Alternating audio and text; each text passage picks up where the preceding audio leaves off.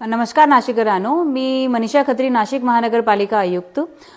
सर्व नाशिकरांसाठी माझा एक मेसेज असा आहे की आता आपण स्वच्छ नाशिक साठी भरपूर प्रयोग करताय, आम्ही खूप प्रयत्न करताय, तुमचा पण त्याच्यात खूप मोठा सहभाग आम्हाला आहे।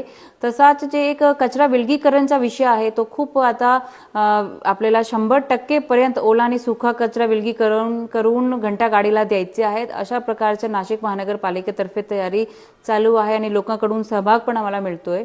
परंतु या मोहिमेला आपला सहभाग 100% आम्हाला मिळावा, प्रत्येक नाशिककरांचा, प्रत्येक नाशिक नगरीचे नागरिकांचा सहभाग मिळावा आणि त्यांनी त्यांच्या घरचा जे कचरा आहे तो ओला आणि सुका कचरा वेगवेगळा करून विलगीकरण करून आमची घंटा गाडीत द्यावा, असं आम्ही सर्वांना आवाहन करते।